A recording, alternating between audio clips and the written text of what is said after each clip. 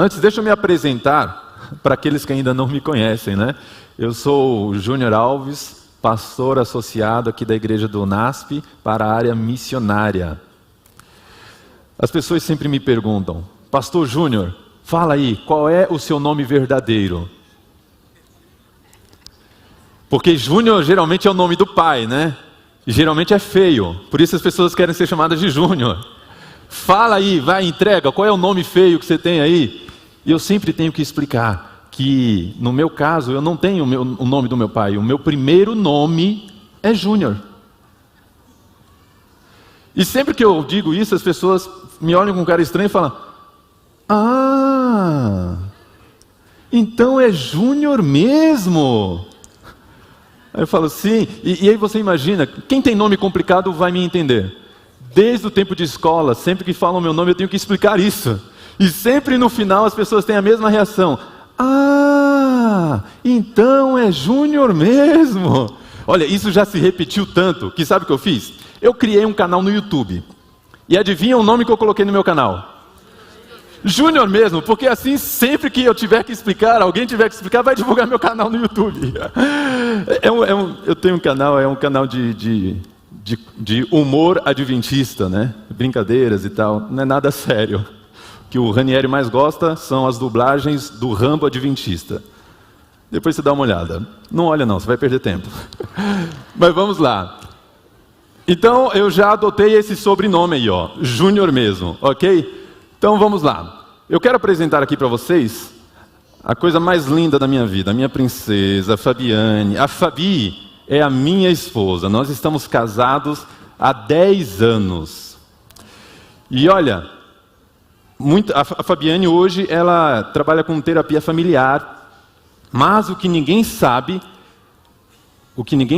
é que a Fabi era pastora antes de mim. A esposa do Ranieri fez teologia também, era pastora lá na Espanha também e tal. Agora, a Fabi era pastora lá no Paraná. Eu vou explicar para você. Ah, pastor, qual igreja? Calma. A Fabi foi criada em uma fazenda. Ela era pastora literalmente de ovelhas. Não é, amor? Obrigado, viu? Agora, muitas pessoas pensam que eu também nasci no Paraná, não é? Por causa dos meus olhos verdes, meu cabelo loiro. Mas eu vou dizer para você que eu nasci e me criei em um lugar muito mais bonito do que o Paraná. Eu me criei na região mais bonita deste Brasil aqui. Eu me criei... Passa aí o próximo slide. Não sei se você conhece. Volta aí. Aí, ó. Capão Redondo. Ah, vocês riram, foi? Que bom que vocês riram, porque geralmente em outras cidades, quando eu falo que eu sou do Capão Redondo, as pessoas começam a guardar o celular, guardar a bolsa. Mas aqui não, aqui ninguém fez isso. Eu estou me sentindo em casa. Quem aqui é morador? Quem aqui é do Capão Redondo? Levanta a mão e fala, eu! Ok. Você que está do lado dessa pessoa que levantou a mão, guarda o celular. Guarda a bolsa. É brincadeira, viu? É brincadeira. Pessoal do Capão Redondo é gente boa demais. E aqui é todo mundo convertido, né? Mas sabe, o Capão Redondo, você sabe, ele cresceu em volta do NASP, não foi assim? O Capão Redondo cresceu, não está passando... Acho que eu vou usar isso daqui só para colocar o laser no olho das pessoas, assim, né? Vê aí. Passa o meu próximo slide. O Capão Redondo, ele se desenvolveu em volta do NASP. Isso muita gente sabe. Mas ele é muito mais conhecido pela violência, né? Nacionalmente, como o lugar mais violento aí de São Paulo. Mas sabe, Capão Redondo também já teve no passado um reconhecimento internacional. Em 1996, o Capão Redondo foi reconhecido pela ONU como o lugar mais violento do mundo. Mais violento do mundo, viu? Passa aí. Próximo. Aí. Passa um. Está funcionando agora? Agora está funcionando aqui. Então vamos lá. Ok.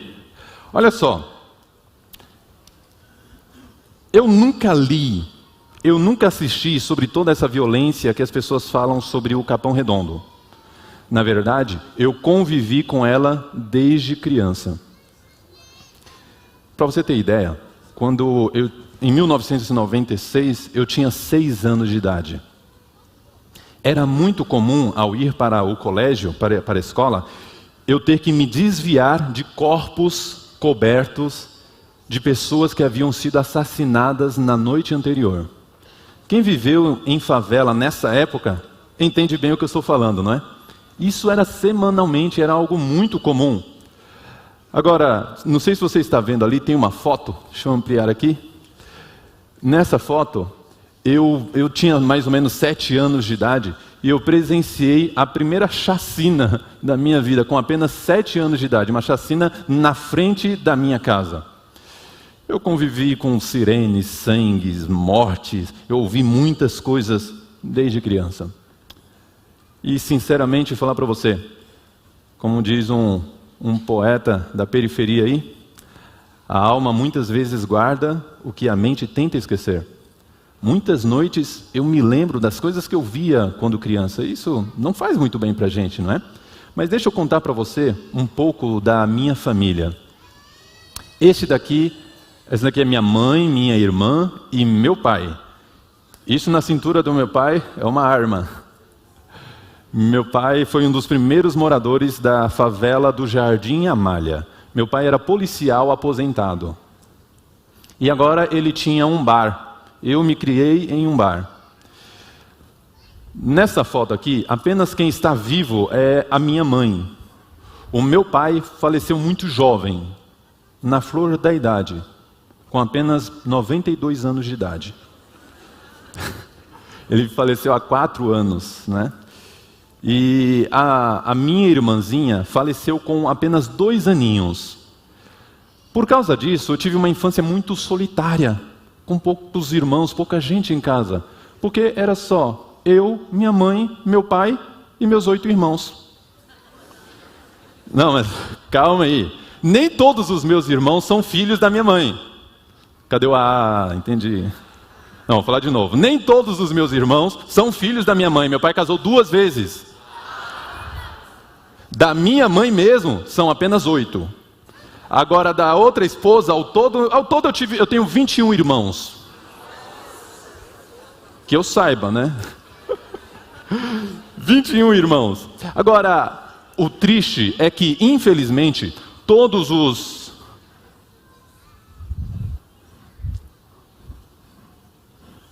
Passa o slide. Infelizmente, todos os meus... Aqui eu nem tinha nascido ainda. Todos os meus 8 irmãos, criados no Capão Redondo, todos eles se envolveram com o crime e com as drogas. Infelizmente, por causa disso, os meus irmãos acabaram parando os estudos já na adolescência. Eles tiveram como formação o crime mesmo. Se graduaram na favela e fizeram um mestrado na prisão. Muitas vezes eu tive que visitar os meus irmãos na prisão, no hospital. Um dia eu até perguntei para minha mãe, eu falei assim, mãe, vem cá. Eu sou o único que terminou os estudos. Eu sou o único que não se envolveu com crime. Eu sou o único bonito dos meus irmãos. Mãe, fala a verdade, eu fui adotado? Ela falou, foi, mas você era muito chato, aí te devolveram. Mas sabe, brincadeiras à parte, eu nunca me considerei melhor do que os meus irmãos. Na verdade, eu tive uma oportunidade que eles não tiveram. Porque provavelmente eu seguiria o mesmo caminho dos meus irmãos. Mas isso não aconteceu, sabe por quê? Graças a Deus, né?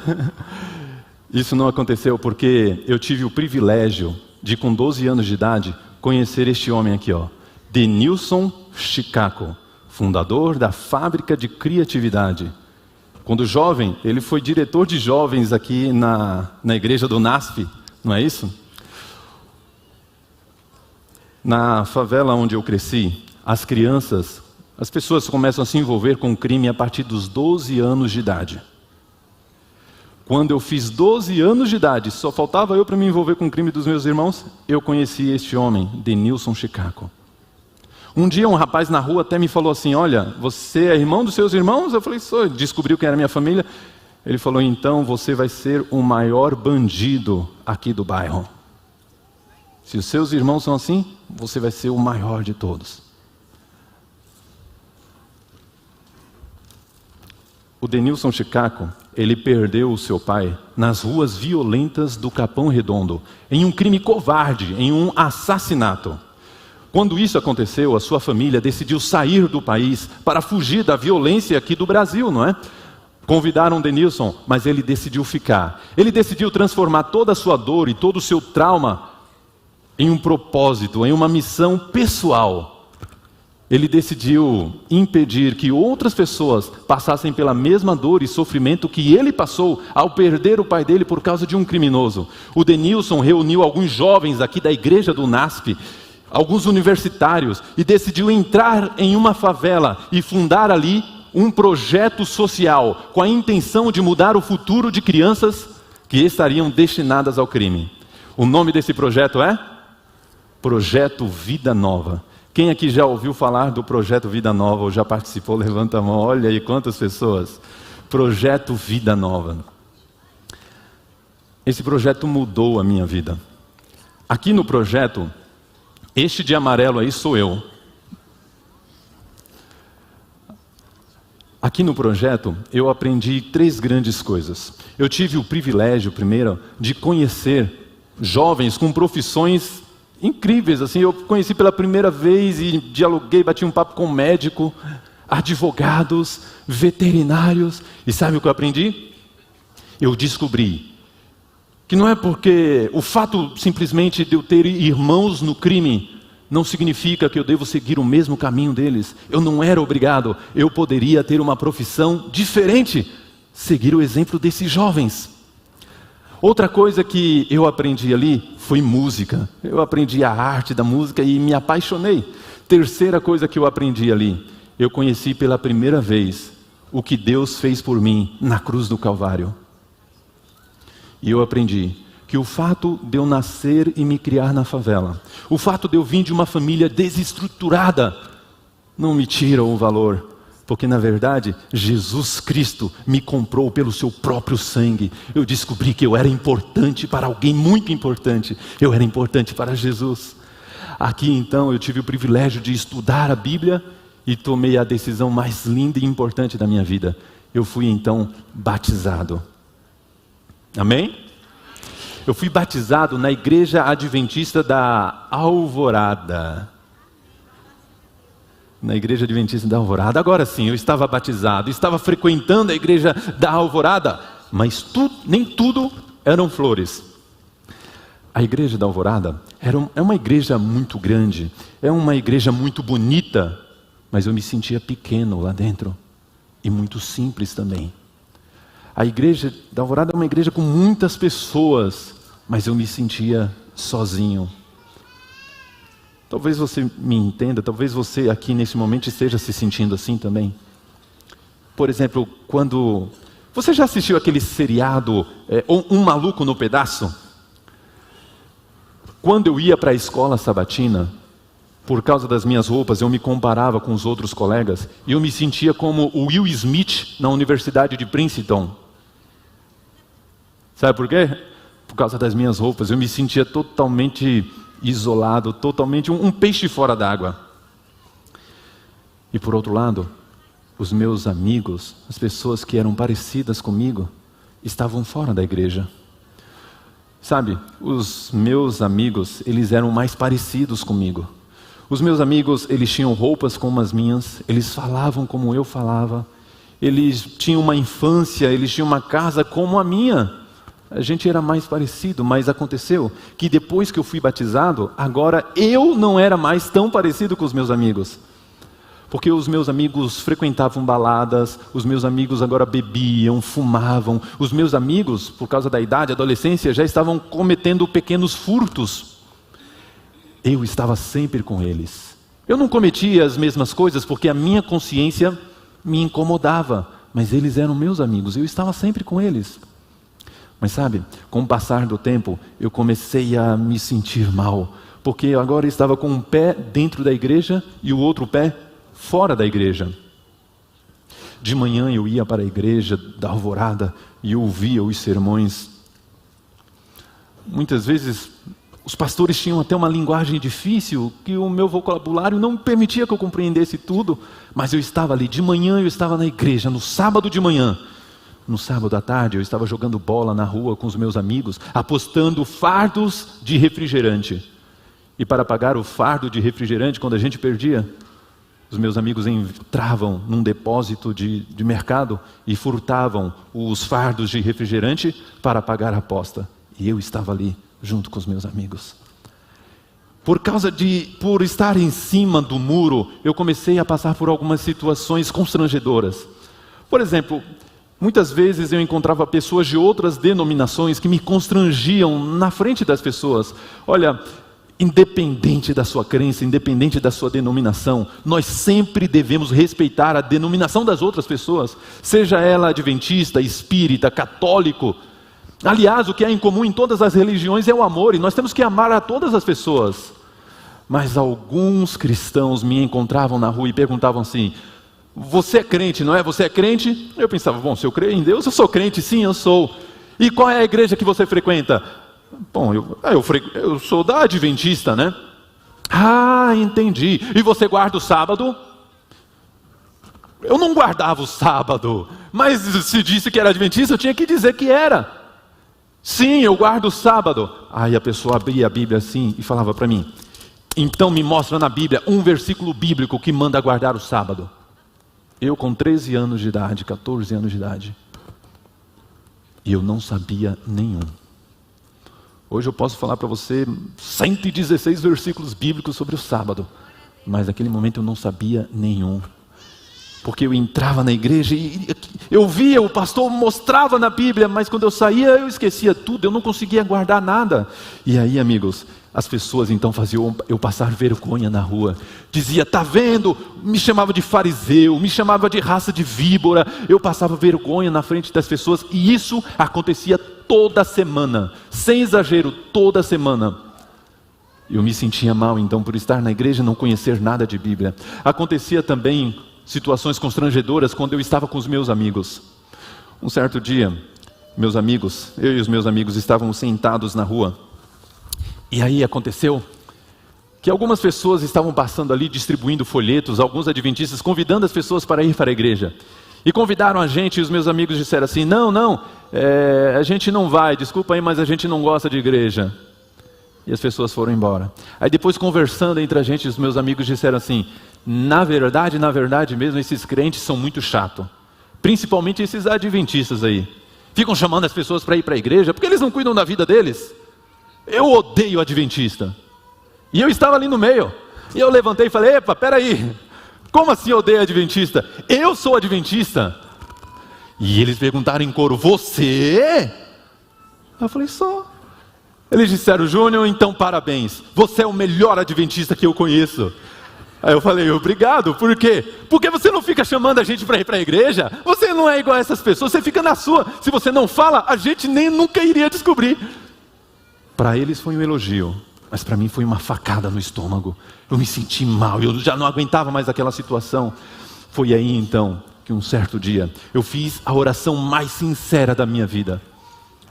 Eu orei a Deus e disse assim, Senhor, eu não aguento mais. Eu não aguento mais viver uma vida incoerente, um pé na igreja e o outro fora. Senhor, toda semana eu estou passando situações constrangedoras e agora até com meus próprios amigos.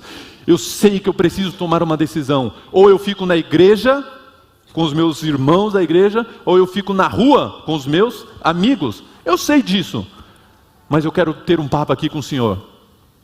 Aí eu fiz igual o Luiz Gonçalves, né? Chega mais perto. Aí Deus chegou. Aí eu falei assim, é o seguinte, ou a igreja ou os amigos, tudo bem, mas eu só volto para a igreja se o Senhor provar para mim que o Senhor é Deus mesmo, que o Senhor existe. E a prova de que o Senhor existe é o seguinte, eu volto para a igreja. Está ali o professor Ageu que deu aula para a gente na escola pública do Iracema Marques da Silveira, conhece todos esses meninos, né? Com certeza está passando um filme aí, né? E eu falei assim, Senhor, se o Senhor é Deus, eu só volto para a igreja se o Senhor batizar todos os meus amigos. Aí eu volto para a igreja. Era 5. Se não batizar todos os meus amigos, eu não volto para a igreja. Essa é a primeira coisa. Segunda, eu só volto para a igreja se o Senhor enviar alguém para me ensinar de Bíblia de verdade. Porque nunca mais eu quero passar vergonha na rua. Se for para eu ficar na igreja mesmo. Sabe o que aconteceu? Pouco tempo depois, eu estava andando pelo projeto Vida Nova. Eu encontrei este homem aqui. Um baiano chamado Jorge Assis. Um senhorzinho franzino, baixinho, magrinho. E eu cheguei perto dele assim. E ele falou: "Ô, meu jovem, tudo bem?" Eu falei: "Tudo bom." E ele falou assim: "Vem cá, qual é seu nome?" Eu falei: "É Júnior." Aí começou toda aquela conversa, Júnior mesmo e tal. Aí eu falei: "É Júnior e tal." Aí ele falou: "Ah, você é crente, não é?" Eu falei: "Pronto, mais um, quer ver?" "Sou crente." "Você é adventista?" "Sim, sou adventista." "Fala, vai, me faça passar vergonha." E ele falou: "Júnior, você não sabe, você foi enviado por Deus para mim." Eu falei: "What?" "Deus enviou você até aqui, porque eu estava orando nesse momento para Deus me enviar uma pessoa como você. Você não é morador do Jardim Amália?" Uma favela aqui na frente. Eu falei: "Sou." E ele falou: "Você não conhece todo mundo ali?" Eu falei: "Conheço." "Você não é adventista?" "Sou." "Júnior, eu estava orando a Deus por uma pessoa do Jardim Amália que fosse adventista, porque eu recebi a responsabilidade de pregar o evangelho aí na comunidade. Mas Júnior, eu já andei por essa favela e eu vejo as pessoas armadas na porta da favela. Eu vejo as pessoas em grupo usando drogas e olhando com cara feia para mim. Júnior, eu sou lá da Bahia, rapaz. Eu tenho medo. Eu ando pela favela tremendo de medo. Júnior, as pessoas estão desconfiadas de mim. Por favor, me ajuda, me acompanha até a casa das pessoas. Eu vou dar estudos bíblicos e você me acompanha, por favor." Eu fiquei com tanta dó dele que eu falei: "Tudo bem, vamos lá." E nós fomos. E eu levava ele na casa dos ex-adventistas, por exemplo. Eu conhecia muita gente. E agora começou a acontecer algo incrível. Quando o irmão Jorge entrava na casa das pessoas, ele começava a abrir a Bíblia e estudar a Bíblia com elas. E ele lia muito esses versos que eu li para você.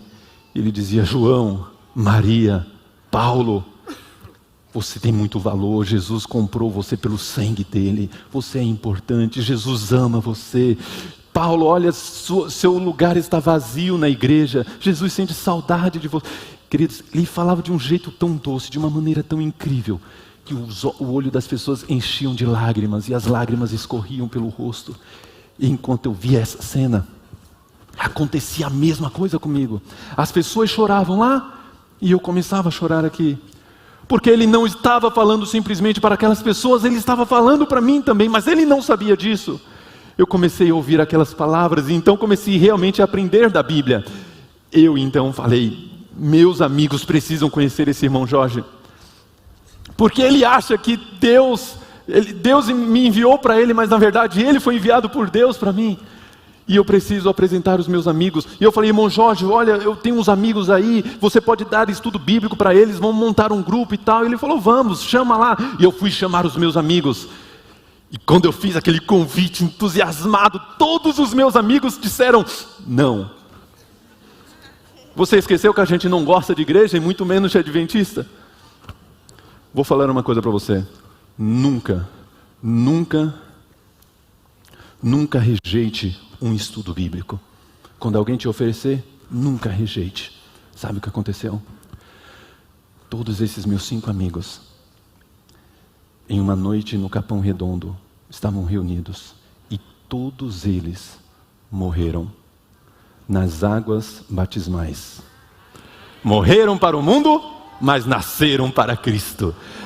Este foi o dia mais feliz da minha vida, porque os meus melhores amigos estavam na igreja comigo agora.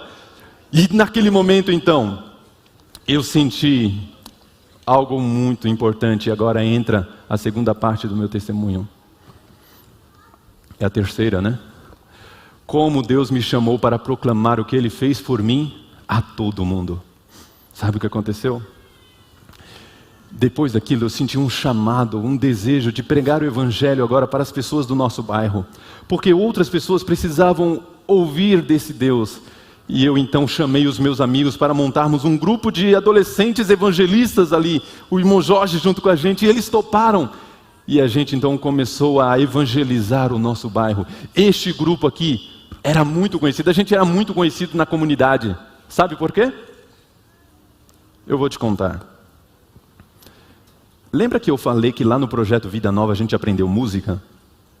No Projeto Vida Nova nós tínhamos um sonho. Tínhamos o sonho de criar um grupo musical, mas a gente não tinha dinheiro para comprar os instrumentos. Então nós resolvemos improvisar. Aprendemos no Vida Nova que quando você acredita, você consegue qualquer coisa. Independente das suas condições financeiras, você consegue. E nós então começamos a fazer música de uma forma inovadora, usando instrumentos feitos de sucata. E usando também o próprio corpo. Parece loucura, mas foi algo que deu tão certo, que nós passamos a ser convidados para nos apresentar nas maiores empresas do Brasil. Nós tocamos e dividimos palcos com pessoas famosas, fizemos abertura de show do NX0, Marcelo D2, estivemos em vários lugares. Chegamos até mesmo a aparecer na televisão. E na televisão contar a nossa história, a história do Vida Nova e desse grupo. O nome do grupo é Tuque Boys. Eu não sei se alguém aqui ainda lembra dos Tuque Boys. Tem alguém que lembra? Olha, eu estou no Capão, que bom. Eu vou mostrar um vídeo para vocês, dá uma olhada. Materiais que iriam para o lixo viram instrumentos musicais nas mãos de crianças. O projeto, que já existe em 4 anos numa favela de São Paulo, está tirando a garotada das ruas. Esdras Couto foi conferir. Eles se juntam a outras 18 crianças que tocam na orquestra de sucata. De criatividade também desenvolve um trabalho de percussão corporal. Os garotos do grupo estão aqui no estúdio, são os Tuque Boys. Eles usam, como a gente vai ver, sucatas e o próprio corpo para produzir sons. Vamos ver agora aqui no estúdio do Ação. Vamos lá. E os caras que vocês vão ver agora saíram do Capão Redondo, uma das áreas mais violentas da periferia de São Paulo. Mas eles são um belo exemplo de que lá tem uma galera de muito talento. Com vocês, os Tuque Boys, da Fábrica de Criatividade. Gente do bem. Tuque Boys, vem cá o Tuque Boys! Nando, Lucas, Zulu, Paraíba, Jorge, Rod Style, Luiz Skitter, Grupo Tuque Boys de São Paulo, galera. ONG, tem essa turma aqui também que usa o próprio corpo para emitir som. Essa semana aqui no Conexão Jovem você não pode deixar de conhecer os Tuque Boys. É o nosso Conexão Jovem, não é isso, Chapa? Com certeza, essa semana. Temos muitas matérias, temos também os Tuque Boys, vão estar aqui com a gente, tocando e emitindo o hino nacional de um jeito bem diferente.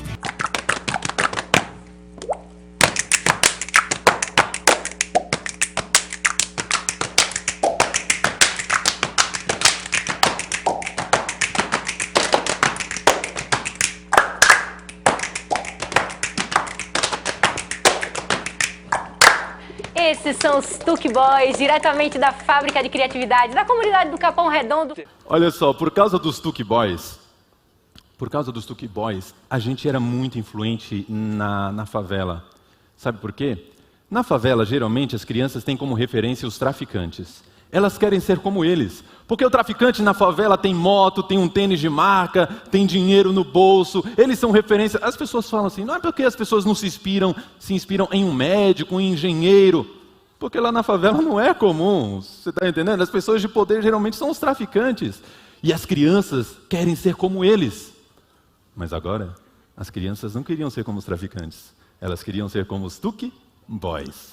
Porque os Tuque Boys apareciam na televisão. E não era sendo preso pela polícia, não é? E então a gente tinha as portas abertas na comunidade, aproveitamos isso para dar estudos bíblicos, a gente montava classes bíblicas, e os meus amigos, a gente conseguia em escola pública, conversávamos com os diretores, e eles gostavam tanto dos Tuque Boys que davam salas para a gente fazer classe bíblica.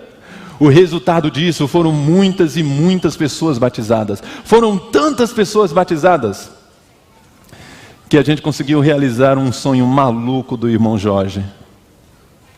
No final de 2008, para a glória do nosso Deus, foi tanto batismo, que nós fundamos, na rua de casa, a primeira igreja adventista do Jardim Amália. Até hoje nós temos essa igreja lá, que prega o Evangelho e alcança pessoas que talvez uma igreja como a Alvorada, a igreja do NASP, não consegue alcançar. Eu já vi lindos testemunhos de pessoas, de traficantes, criminosos. Eu já vi pessoas na igreja recebendo estudo bíblico. Eu trabalhava com um rapaz dando estudo bíblico e ele chegou a procurar uma moça e dizer assim: me perdoe, você sabe que eu fui um dos assassinos do seu pai no passado, me perdoe. Histórias lindas da Igreja Adventista do Jardim Amália. Agora, todos os meus amigos estavam bem, todos com formação. Por exemplo, são 5 amigos, um deles fez engenharia, outro é contador, trabalha na maior empresa de contabilidade aí do Brasil, outro deles fez administração, já está fazendo direito aqui no NASP, o Fernando, né? Outro deles o Jorge. O Jorge fez história na faculdade pública, ele fez mestrado. O Jorge já está fazendo doutorado no Rio de Janeiro em história. Todos esses meus amigos bem desenvolvidos academicamente. E eu, em 2015, já estava no meu 2º ano de marketing. Eu estava trabalhando como executivo do Banco Santander. Fiz propaganda aí. Eu era executivo comercial do banco. Eu estava no meu 3º ano. Eu era responsável pela gestão de vendas de máquinas de cartão de crédito. Eu era especialista para toda a zona sul de São Paulo. Eu era responsável por 30 agências bancárias, 92 gerentes e 2 empresas terceirizadas. Eu era o maior especialista nessa área. Estava tudo muito bom. Eu tinha um futuro brilhante pela frente. Mas sabe o que aconteceu? Um dia, em um desses evangelismos por aí, um rapaz, um pastor,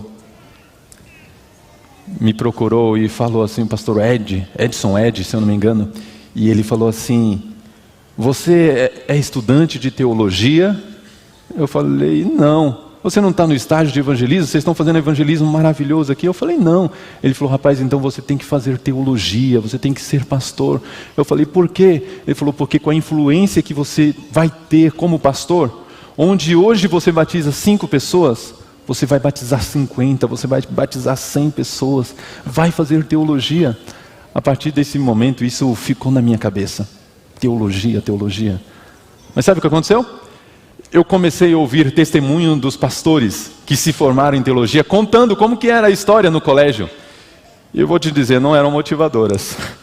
Os pastores diziam assim: olha, lá no colégio eu não tinha nem o que comer direito, tinha que comer abacate todo dia, olha, eu penei bastante, tinha que vender livros na comportagem para pagar os estudos e não conseguia vender os livros. E eram milagres porque alguém depositava um dinheirinho, um trocado na minha conta, e aí eu conseguia pagar a faculdade, e foi um sofrimento. E eu ouvia tudo aquilo e falava: meu pai do céu, eu já sofri tanto na vida, vou ter que voltar a sofrer. Então eu fiquei desanimado. Mas o tempo foi passando e um certo dia, eu estava na igreja, uma senhora foi convidada para pregar, ela pregou. Ela não me conhecia, a gente nunca havia conversado antes. Na saída da igreja, eu era diretor do grupo por 7 anos, mas na saída da igreja ela estava cumprimentando as pessoas, e eu cheguei até ela e ela foi me cumprimentar também. E ela me disse assim: você é o Júnior? Eu falei: sim, sou eu. Ela falou: você sabe por que eu vim aqui na sua igreja hoje? Eu falei: sim, para pregar, te convidaram, não foi? Ela falou: não, eu vim aqui falar com você. Eu vim trazer um recado de Deus para você. Eu falei: ué, estou na igreja pentecostal agora, é revelação? Aqui que é isso, né? Aí ela falou assim: posso dar o recado? Eu falei: pode dar o recado. Deus mandou eu te fazer uma pergunta: o que você está fazendo aqui? Eu falei: como assim fazendo aqui? O que você está fazendo aqui? Você sabe onde era para você estar, não sabe? Mas como sabe ou não sabe? A senhora está falando de teologia? E ela falou: se você sabe, por que você ainda não foi? Eu falei: não. Ela falou: Júnior, escuta bem uma coisa. Deus não quer que você esteja mais aqui. O seu trabalho aqui terminou. Deus quer que você alcance muito mais pessoas no mundo inteiro. Júnior, Deus não quer mais você aqui. Vai fazer teologia. Ou você vai dizer não para o Espírito Santo. Essa mulher é membro aqui da igreja, do NASF. É Glaucia, né? Não sei se ela está aqui. Eu descobri depois, a Glaucia fez isso e naquele momento em diante, eu perdi o sono e perdi a fome. Porque o Espírito Santo ficava falando na minha cabeça, vai dizer não, vai dizer não, vai dizer não. E eu dizia, mas eu tenho medo. Na hora de pregar para as pessoas e chamar as pessoas para vir à frente e dizer que vale a pena confiar em Deus é fácil, né? Mas na hora de você confiar, você não vai confiar? Vai ficar com medinho agora? E aí eu não aguentava mais. Chegou um momento que eu orei a Deus e falei, Senhor, é o seguinte, se é para ir fazer teologia, se essa é a sua vontade, eu vou. Mas eu não quero ir fazer teologia enganado. De repente não é a sua vontade. Então deixe bem claro que este é o seu desejo. Que isso é um chamado seu mesmo. Porque, Senhor, olha só. Eu acabei de receber, 2015, acabei de receber um troféu. Como melhor executivo, terceiro melhor executivo a nível Brasil do Banco Santander. Eu tenho um futuro brilhante pela frente. Muitas pessoas vão dizer que eu fiz loucura. Por isso eu preciso ter certeza que este é um chamado seu. Eu preciso de 3 sinais. Primeiro, se for um chamado seu mesmo, então faça com que o meu chefe me chame na empresa. E se ele me disser que está me demitindo sem motivo nenhum, aí eu vou fazer teologia. Mas ele tem que falar para mim, estou te demitindo sem motivo. Aí eu vou fazer teologia, porque eu sei que o motivo é ir fazer teologia. Segundo, as pessoas dizem que é muito sofrido fazer faculdade e vendendo livros. E eu já comportei no passado, Senhor, eu sei que é impossível pagar os estudos. Impossível pagar estudos com comportagem. Eu já comportei. Mas se for um chamado seu, faça com que eu vá bem na comportagem. Senhor, terceiro, faça um milagre na minha vida. Me ajude a alcançar muitas pessoas, se este é um seu desejo, então. Sabe o que aconteceu? O meu chefe um certo dia me chamou na empresa. Começou a me fazer vários elogios. E então ele me disse assim, Júnior, eu pensei que eu ia ser promovido de novo. Ele falou, Júnior, não me pergunte o porquê, nem a razão e nem o motivo. Mas a empresa está te demitindo hoje. Eu não falei nada. Eu saí dali e liguei para minha esposa. Porque eu já tinha falado da minha oração com Deus para ela, né? E eu falei, olha Fabi, aconteceu isso e isso. Ela disse, você não pediu para Deus? Deus respondeu do jeito que você pediu. Eu falei, e agora? Ela falou, o que tendes de fazer, faça-o depressa.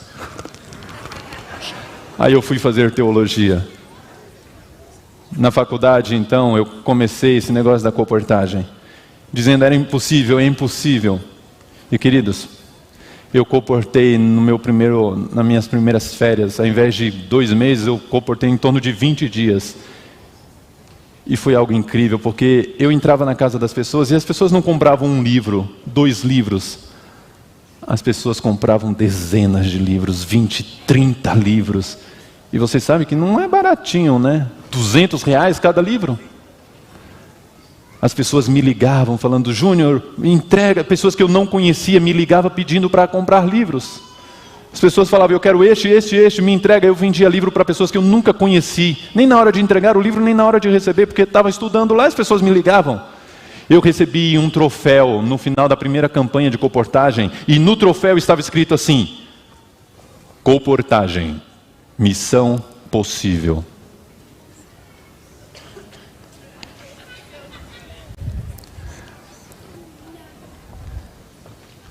Mas sabe, o maior troféu da minha vida, a minha maior alegria não foi o troféu do banco. Minha maior alegria também não foi o troféu da comportagem, porque durante os 4 anos de faculdade, eu fui reconhecido como o melhor comportor a nível Brasil, do meu ramo ali, o melhor de todos, vários troféus. Mas o melhor troféu não foi este, a minha maior alegria é essa daqui. É preencher ficha de batismo. é ajudar as pessoas a tomarem a decisão de serem batizadas e entregarem a vida a Jesus. É ver este sorriso, esta alegria. Esta é minha maior alegria, minha maior felicidade.